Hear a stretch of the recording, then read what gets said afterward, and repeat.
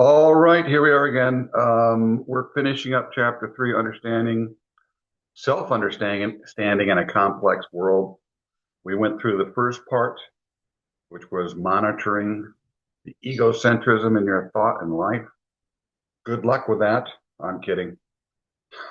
We are we are very egocentric, of course, because we live in this body. Everything is coming from here, from the inside out, right? We're attached to this body. We've got feelings, senses, ego, emotion, um, spirit, if you will, if you want to go that far. It's all in there, right? So it's tough to get outside of that. But we will find that as an adult, as a grown human being, you have to do that. For yourself, for your family, for your cohorts, for your community. It's really about working more and more to get outside the self. And being an introvert myself, that took a lot of work. Still takes work, um, and focus, conscious work, effort, and focus to not get sucked up in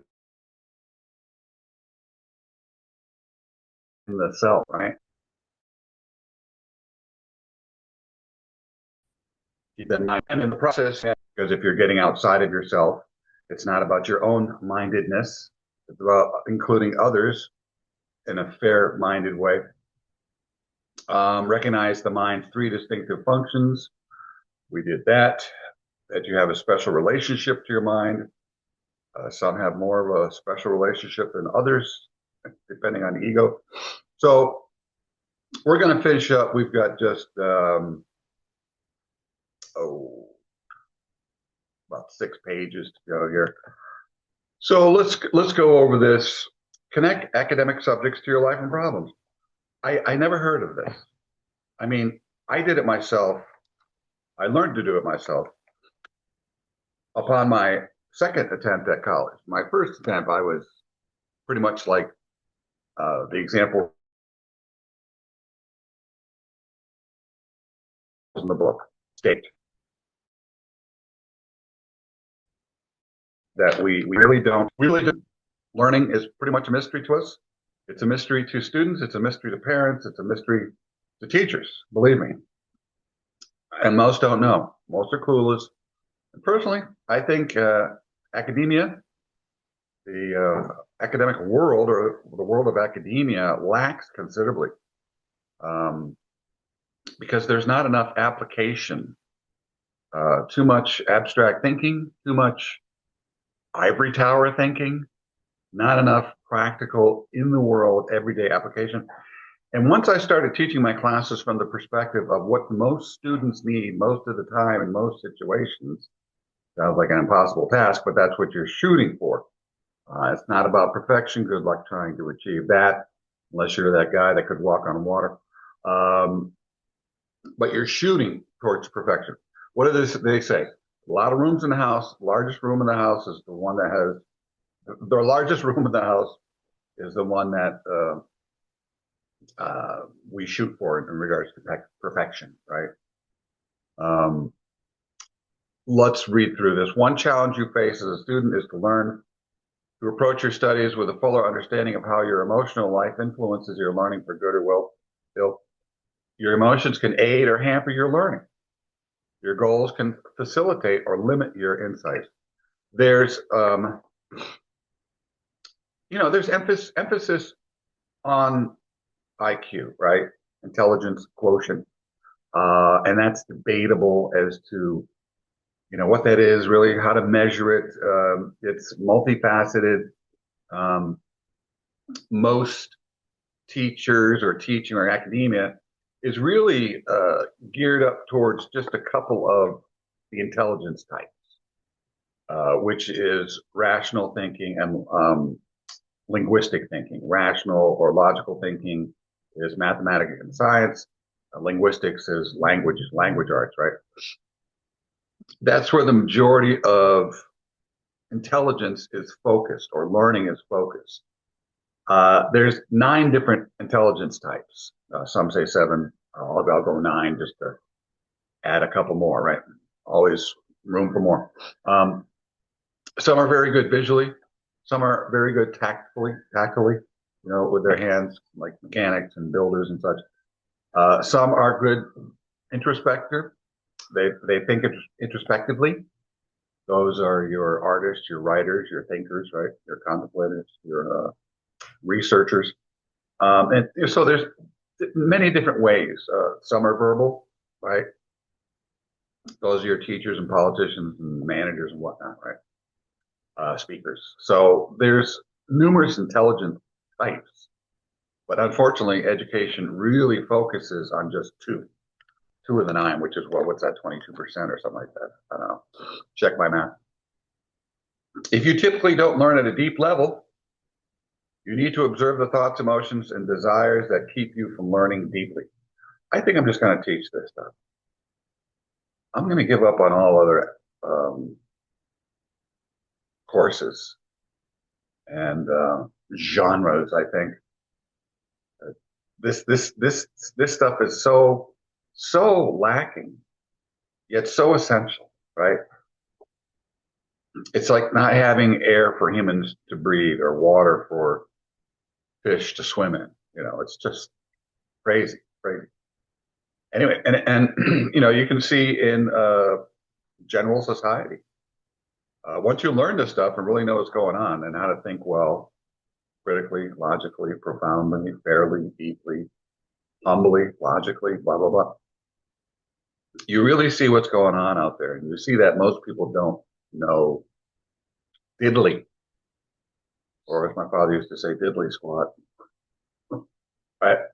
There is so much going. If you typically don't learn at a deep level, you need to observe the thoughts, emotions, desires that keep you from learning deeply. So true. That's the emotional element. The emotional element can often, and does frequently, override the rational intelligence, right? It can just blow it out of the water. You see it. I've mentioned it many times in these videos, in these lessons. So something to think about. You must generate the thoughts and desires that motivate you to discover the powerful thinking that academic disciplines create and define. You need to discover rational thought, the power of sound reasoning. You need to experience non-egocentric thinking while learning. Very difficult to do, right? You need to employ the interrelationships between ideas, emotions, willpower as you learn. So I say you always have to float above the fray, right? To be objective. And that's tough. You got to get away from your upbringing, ingrained emotional appeals to your existence. Your brain is always appealing emotionally to your existence, based on culture, religion, politics, socioeconomic status, place and time you were brought up. So many factors, right? The stuff you watch on TV, the stuff you read, the people you talk to, generally what you're exposed to, family influences, familial influences. This is it. Learn both intellectually and emotionally. I have a friend who I haven't seen her in quite some time. So I assume she's still at the college, but she was, at the time we were friends.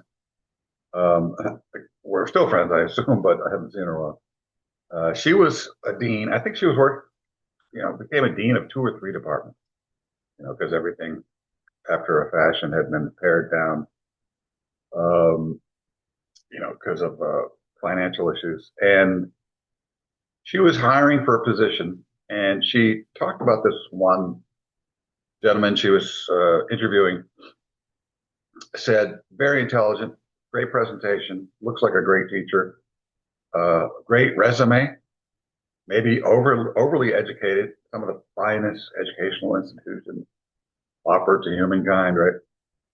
And she said, but I would never hire him full time. And I said, why? And she said, well, he's a prima donna. So the emotional part, you don't want to work with prima donnas. Most students don't want to, I'll tell you that much. It's good to be humble. It's good to be real. My students have often said to me, Professor Brown, you're one of the most real professors I know. That's a compliment. I love that. That's great. You know. Anyways, let's continue. As a human, you likely spend most of your time thinking about what you personally want or value. True. Your emotional life keeps you focused on the extent to which you are successfully achieving your goals. The subjects you take in college contribute to your educational growth only insofar as you are able to relate what you study to your personal life, right? Um, Interestingly enough, there's a sad statistic from the U.S. Department of Labor that states since the mid 90s or so that 60% of college grads are working in jobs unrelated to their major. Now, some of that's okay, but 60%, you know, and that's also 60%, about 60% are working in jobs that don't even require a high school diploma, which is kind of crazy, right? And some places of employment say that a degree is required, but even when that is stated, most of the, no, I don't want to say most, but many of those positions still don't require a college degree. Be honest. Can I be honest? Or maybe I want me to lie to you. We're not married. I don't have to lie to you. I'm kidding. It's a joke. Anyways, to be honest, I didn't need my master's degree to teach English. Most of the stuff that I ended up teaching had nothing to do with my master's degree. I was teaching grammar. I never took a grammar course. Well, I was majoring in English. Go figure why. We definitely learned grammar. You had to, but there were no grammar courses per se. Maybe in the early goings, but I transferred in, and from sophomore through graduate school, I never saw a grammar course. I never took a composition course. This is what I teach: grammar, composition, critical thinking. Never took a critical thinking course, kind of, but it was more of a philosophy course, not really. Um, and that's what I teach. And I've taught other things as well. Technical writing, I've taught management courses, and even some math classes, believe it or not, right? History even. So nothing that I took in college really to prepare for that. I prepared myself. And that's a good lesson right there, right? Most of learning, I have a lawyer friend, several lawyer friends, probably too many lawyer friends. I'm going to have to get rid of some. Too many ambulance chasers in the lawyer friends. No, I'm kidding. They're great people. One of my lawyer friends said that 95% of what he learned on the job. So my question is, do you really even need those degrees? You know, in most cases, many cases, some of that training isn't necessary. Like if you're going to be a physician, doctor, lawyer, engineer, probably, yeah. That takes actual hands-on training, but classwork, but probably even more importantly, hands-on training or mentorship experience / experience. Right? Anyways, I digress. That's a good digression. But let's get back. Anyways, I was going to say, only you can prevent forest fires. Sorry. That's an old commercial. Only you can build or create motivation in your life. Man, I read this stuff and 95% if not more of it, I just go, this is true. This is true. How did he know this? Well, I think, if you're semi-sane, semi-intelligent, honest, and have enough experience over time, certain things become self-evident, pretty obvious, right? You can go to motivational seminars and take webinars and read books and get coaching and blah, blah, blah, blah, blah, blah, blah. But it really comes down to you doing the brunt of the work, right? And probably part of that work is just surrounding yourself with materials and people who can keep you on the path. My wife is definitely one who keeps me out. She's kind of the whip cracker. I'm not so much of a whip cracker, but she's there, man. She never graduated from college, but she's amazing in many ways in keeping the family unit moving together, socially, emotionally, spiritually, and otherwise, economically. If learning becomes sheer drudgery and you don't see value in it, you will put it off to the last minute and look for shortcuts. Procrastination, such as cramming, that typically substitute short-term memorization for long-term internalization. Learning is long-term internalization. That's real education. Sure, I mean, you can learn temporarily, cram, jam it in there over a short period of time, and intense feeding of information into the brain and memorizing. But if you don't work on a long-term, slow, arduous, cumulative collecting information, knowledge, building as you go, collecting and building information, knowledge, and working it from many angles and seeing all the angles and really, really investing yourself in it, that you're not going to learn. No, it's just going to pass, right? And I find the older that I get, usually they say, the older you get, the more your mind slips and you forget things and blah, blah, blah. Stuff that I've learned just stays there. I mean, it's locked in.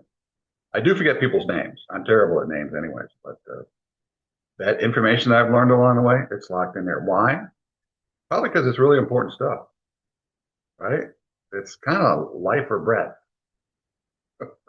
Life and breath, life or death kind of knowledge. Anyways, the thinking that then guides your study habits is, if I can get through cramming, if I can get by through cramming, why should I work hard to internalize this worthless stuff? Bingo. And I've heard students, I've read students, I've seen students post online and overheard, and I've had students actually speak to me directly. As soon as I'm done with that test, I'm going to purge that stuff like a bad case of diarrhea or something like that. Sorry, pardon the grossiosity there, but you know what I'm saying. Avoid it like the plague. They're just there to get the grade. It's pretty obvious. And in some cases, that's not that big of a deal, depending what you're learning and how relevant, I should say, irrelevant or relevant it is. But you got to think about this stuff. Don't just don't be a zombie. Your life, although still emotionally significant to you, becomes intellectually barren. But this stuff I'm in love with this stuff. If I could marry it, I would. I hope my wife doesn't mind me saying that. That would be big of me. Get it? Okay. Seen as intellectual drudgery, your classes will inevitably be boring.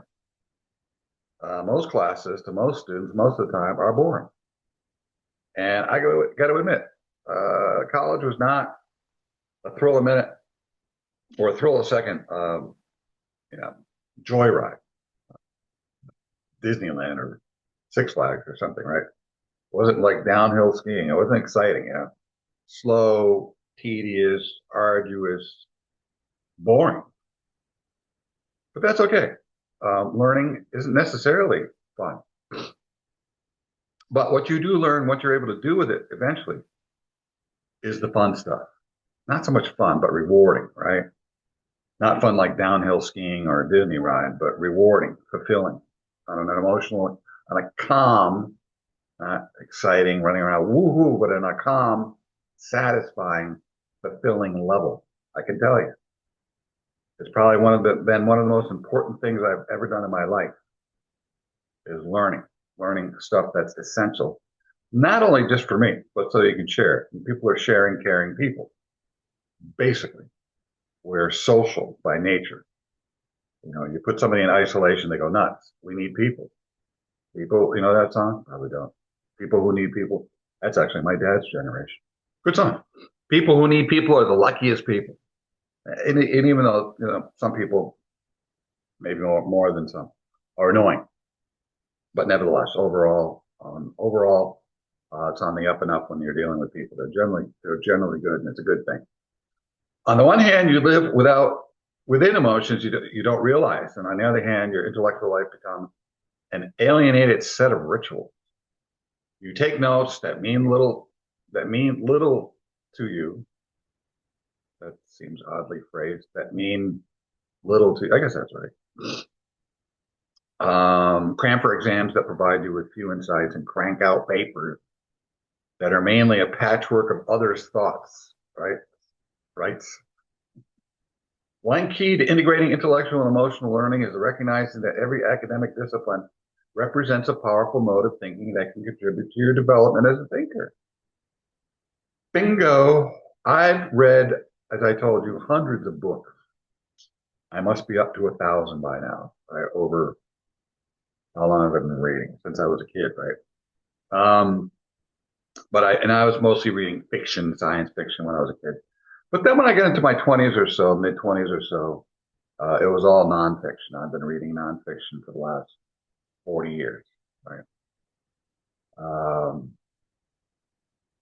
in many disciplines, I've read books on mathematics, science, theology, philosophy, economics, history, a lot of different disciplines. And it's, as an educator and one who needs to see things on a broad scale of great depth and breadth, because I'm dealing with a lot of minds and a lot of thoughts and a lot of different people, right? Different cultures and religions and disciplines. I got a lot of students from varying disciplines coming into my class. So there's a certain level of importance to knowing just some of the basics, of most of the major disciplines. I don't know much about hair care and repairing cars, but the major disciplines, academic disciplines, I've read about considerably, considerably the basics, 5, 6, 7 books on just kind of an overview of what is going on there. Like with physics, I read about that.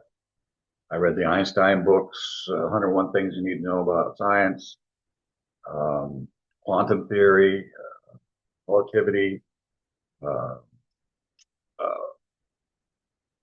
what else? What else? There's Stephen Hawking, Brief History of Time, Richard Feynman, Six Easy Pieces on Physics, right? So I have a pretty good overview. I am definitely not a physics or science minded. I've read many science books like that Stephen Hawking book. Some of the stuff my brain just will never be able to understand what the hell they're talking about. If you haven't done drugs, don't do drugs. But if you want to get a fairly decent facsimile or representation of what it's like to do drugs, not that I would know, read some physics books like abstract physics, theoretical physics. I saw a documentary by this physics professor from, it wasn't Stanford, I think it was back east somewhere, one of those Ivy League schools, I forget which. And he's doing a walkthrough, instead of showing you the math, he was doing a walkthrough through models. That's kind of what Richard Feynman attempted to do with incoming freshmen. Physics is so great, they should be able to understand it without the math, and try to do it with model representation. And I watched that thing and I'm just going, what? What? I kind of got it, but not my mindset. Anyways, again, I'm drifting. Until you discover this insight by actually working your way into the thinking of one or more disciplines, what did I just say? What did I just do? What have I done? You are unlikely to be motivated strongly by it. For example, until you experience the power of historical thinking. Oh, I love it. And I've studied mostly since I lived in the United States, mostly American history. I've probably read a dozen. I still don't know a fraction of American history. I mean, there's a lot there. I am by no stretch of the imagination a historical expert, but I do have some of the basic understandings of what has gone on historically. And it's good stuff to know. And people go, why? So you don't repeat the same mistakes? Well, we're always repeating the same mistakes. No, it's so you get a better understanding of what happened, where we were, where we are, and where we should be going, right? Uh, and maybe not repeating historical mistakes, even though people are very forgetful. People live in a very myopic mindset, right? Like sports fans, all they remember is what they've experienced, growing up to adulthood. Anything before that experience is totally irrelevant. Michael Jordan, the GOAT, the best player ever. What about Bill Russell, Wilt Chamberlain, and a dozen other guys who were amazing basketball players. Pete Maravich, right? One of the greatest. And Michael Jordan said, "There is no GOAT. That's a ridiculous concept. Um, I don't know how I would have played against people from the past, the players from the past, or now, players now. Things change, skill sets change, the environment changes, teams change, so the league changes, rules change. So who knows? Right? And that's not important anyway. I just say greats. There's no such thing as GOAT. The greatest of all time. That's a ridiculous concept.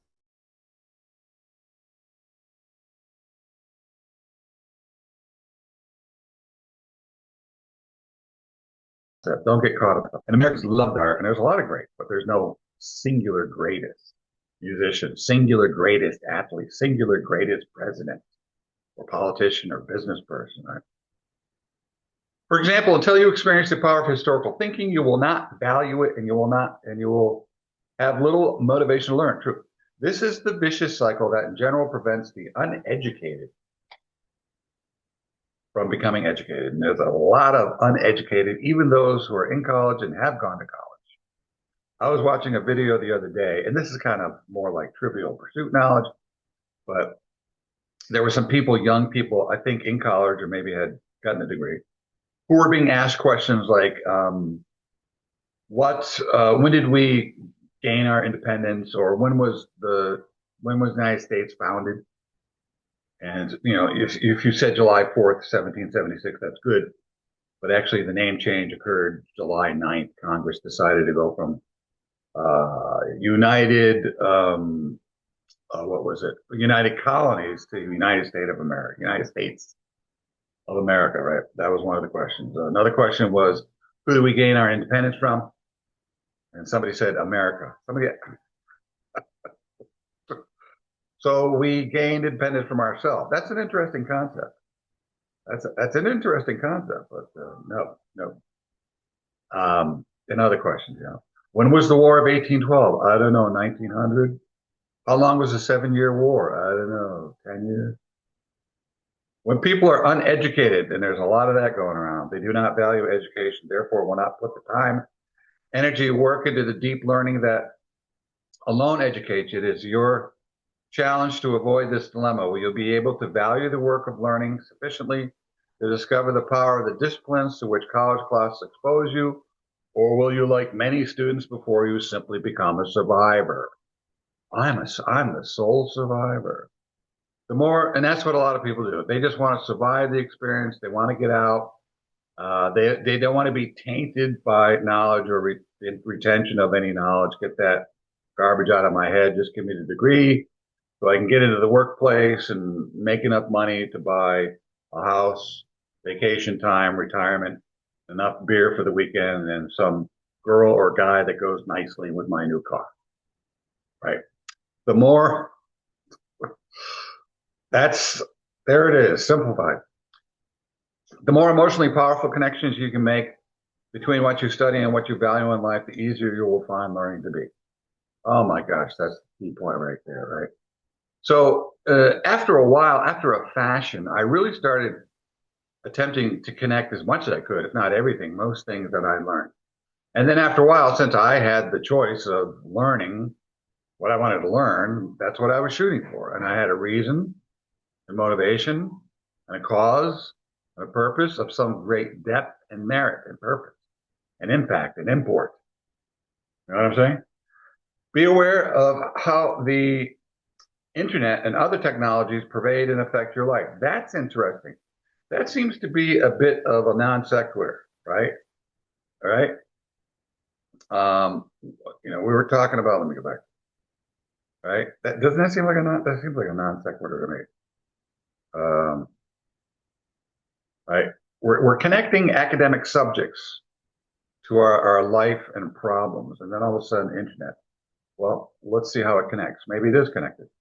To effectively navigate and participate in the world today, it is necessary to understand how the internet works and how more broadly how technologies affect your life and your ability to achieve a high degree of self-understanding and self-realization.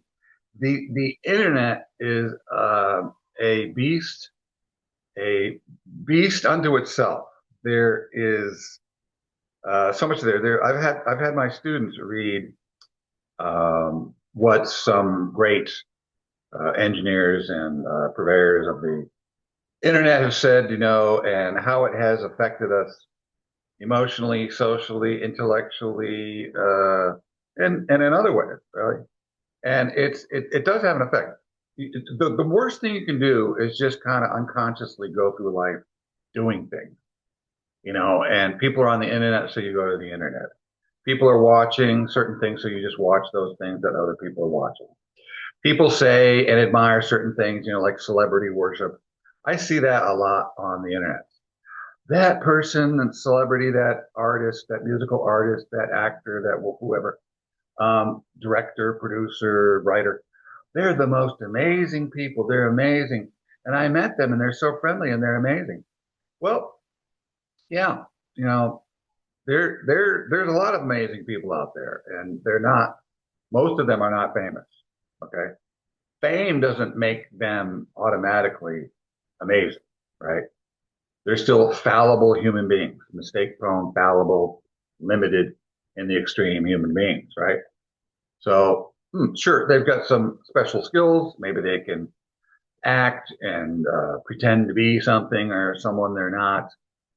And that's really fascinating for people, but that's a relatively unimportant, insignificant skill in the overall scheme of things, right? It's much more important to be somebody of import and impact and purpose to you and yourself and those around you, right? I would probably say teachers and doctors and firefighters, the people out there who are really touching people and touching people on a regular basis. Without basic critical thinking abilities, it's impossible to comprehend and properly assess the internet. There you go. Or assess anything. The news embedded in it, and more broadly, the technology surrounding it.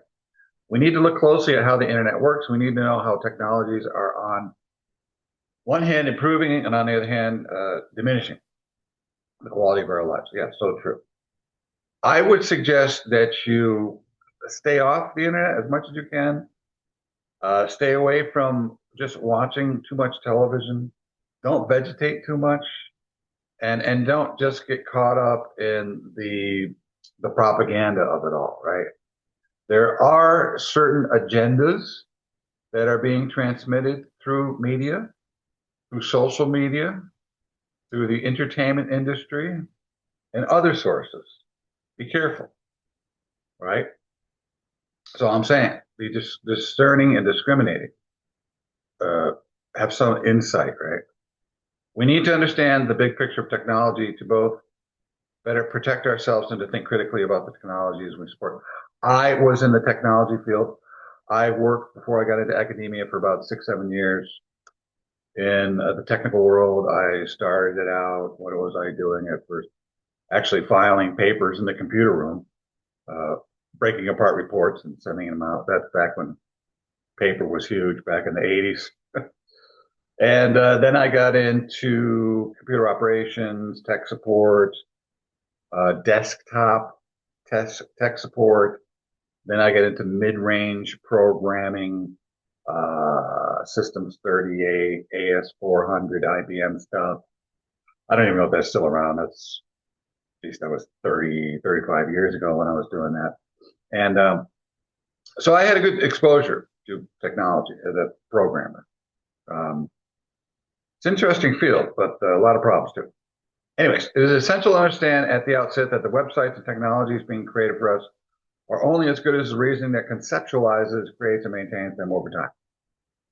Bingo. There you go. Right. AI. Oh boy. Woo. There's one. There's one to have and to behold, right?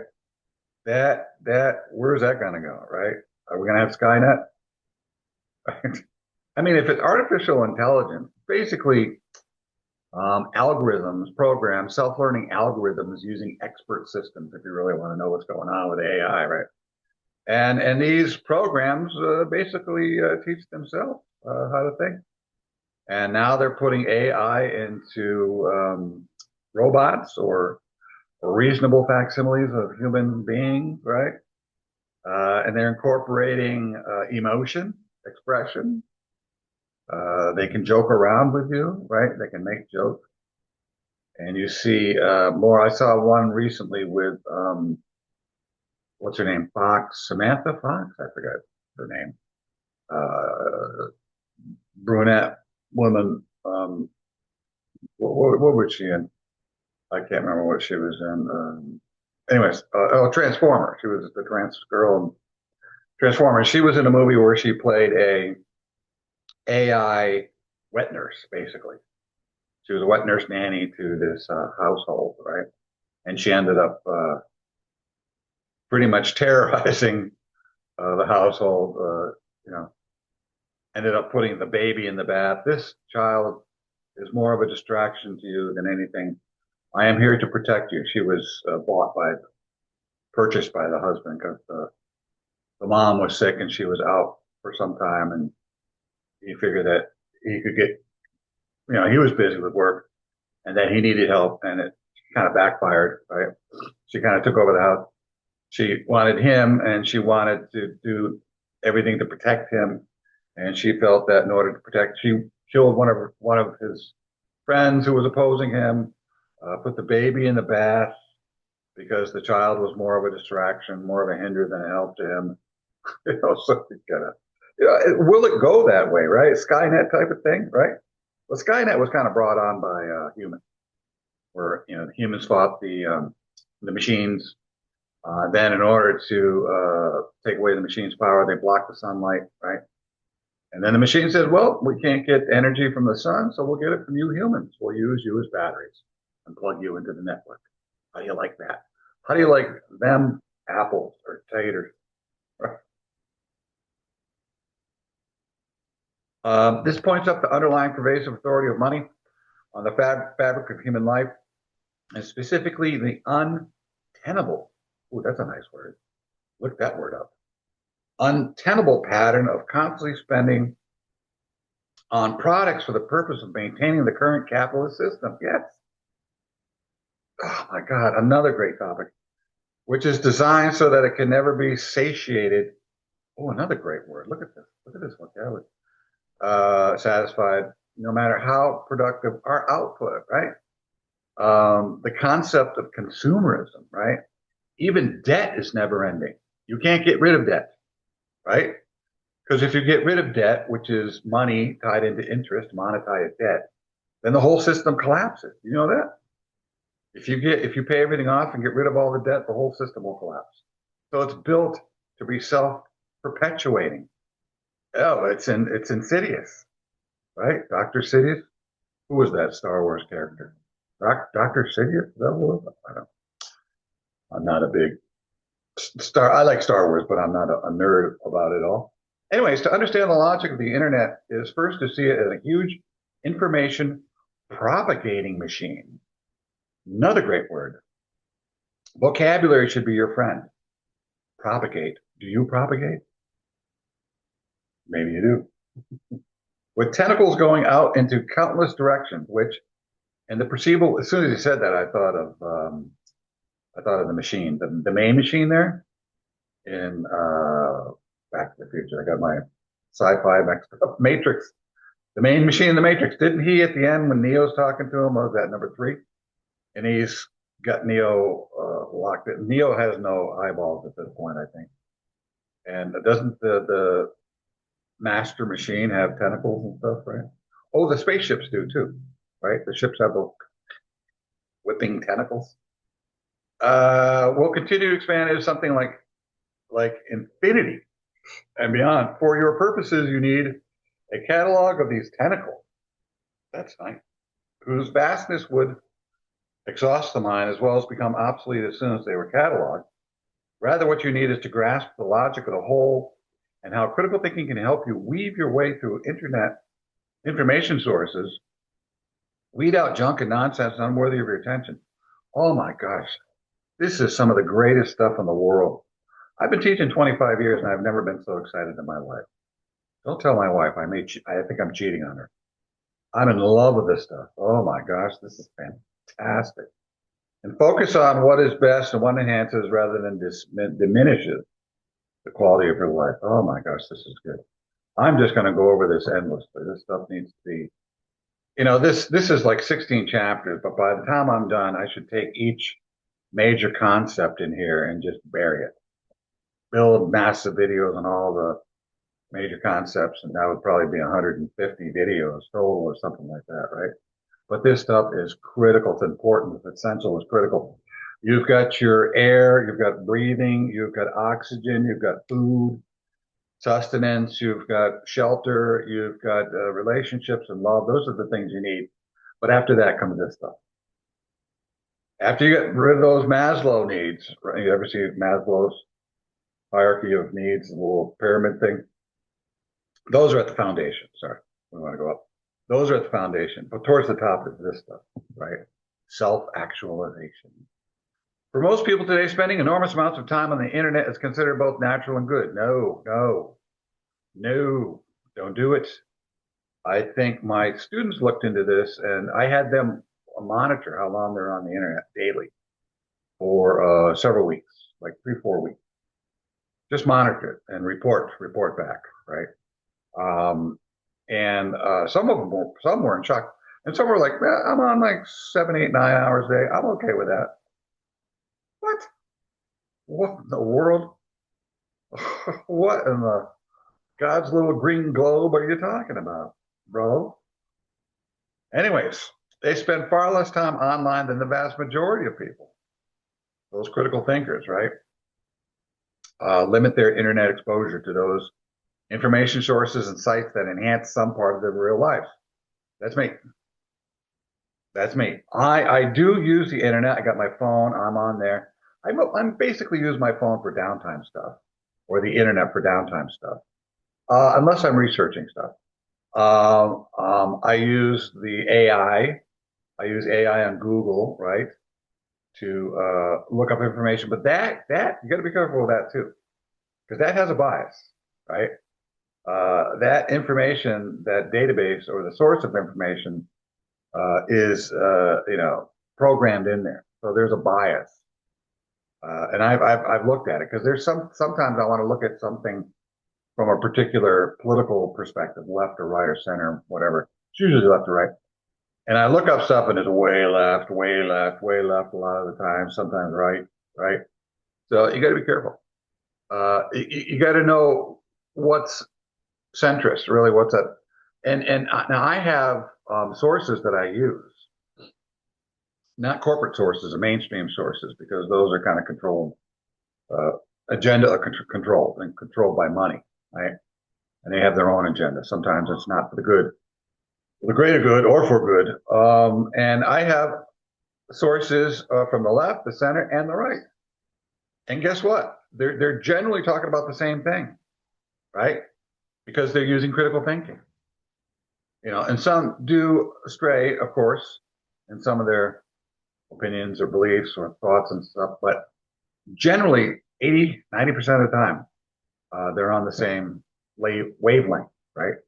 Because they're using critical thinking, right? It's tough to see the truth if you're all wrapped up in the emotional. And with the internet and with peer pressure, and a lot of peer pressure on the internet, all they have to do is start mocking you, and nothing is worse than having people laugh at us or belittle us. We hate that. We can't take that, right? I'd rather be slapped around, slapped in the head, than belittled or laughed at. Anyways, this is because virtual reality simply. Can you say that? This is because virtual reality simply is simply not. I think that's an error right there. is simply not the same as living in and experiencing the real world. Don't they say that to people who they think have been on the internet too much? When you're on the internet and people on the internet say, go touch grass, get out, get out, get away from the internet. Virtual reality can never replace the beauty and uh, I'm sorry, I don't want to say that wrong. Dynamism. That's a tough one. Dynamism. Uh, that's a great word. Look at the prefix. Dynamic. Dynamic usually means energy or focus. Dyna Dynamism. That's a nice word. Experiencing actual human relationships face to face. Consider, for instance, the time wasted on gaming. Yes, believe me, I spent a lot of time playing games, especially when I was in college. Uh, Sounds odd, but anyway, I was playing a lot of Doom. I don't know if you know that game. I think it's still around. They made a movie, a Doom movie. But after a while, I realized, I'd say I'm just going to play for an hour, and then 6, 7 hours later. So I had to cut it out of my life.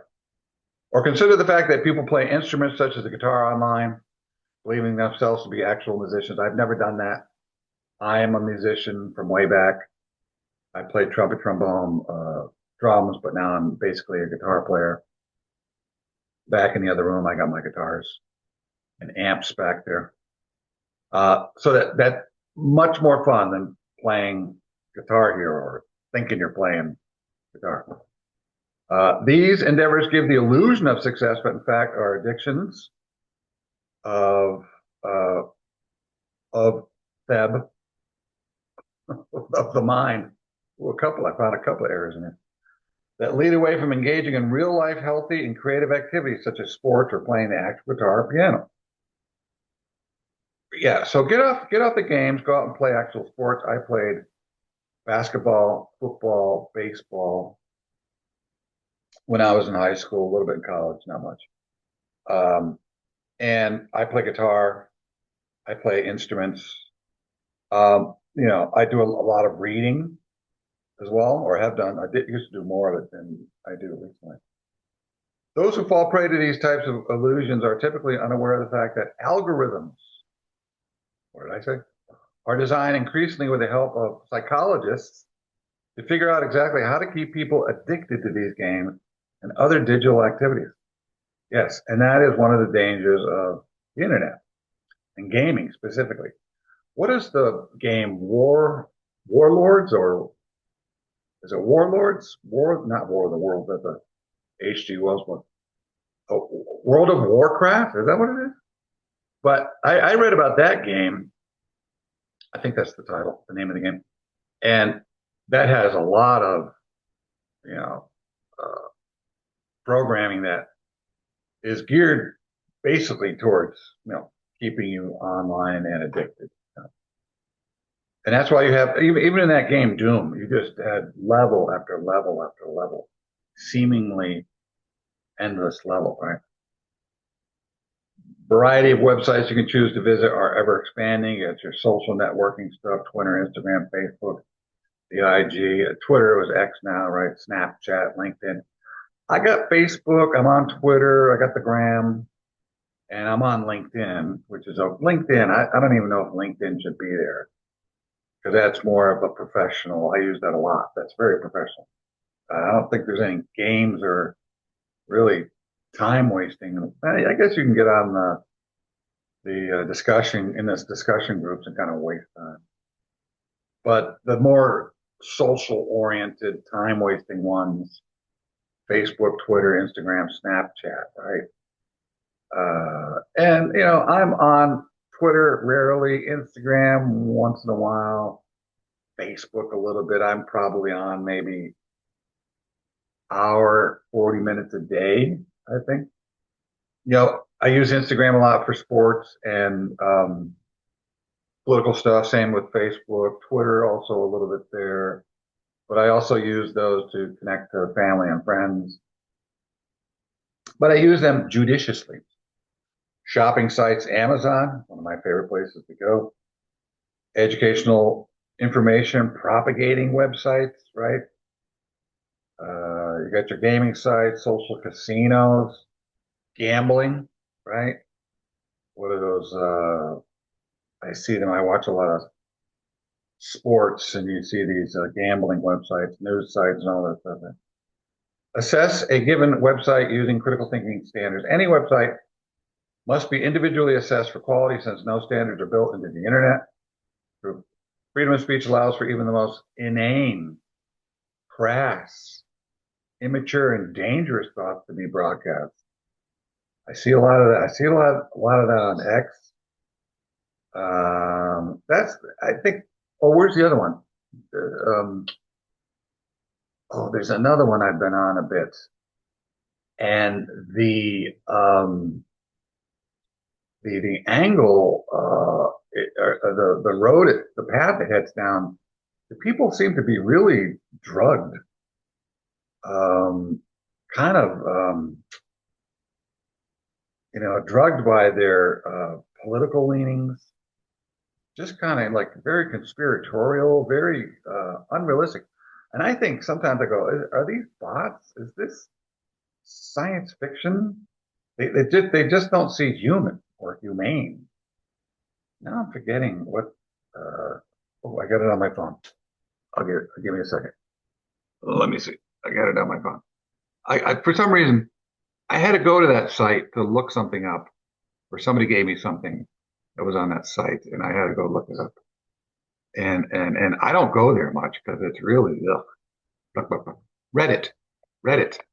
Yeah, that's a very weird app. So I kind of seems kind of insidious, right?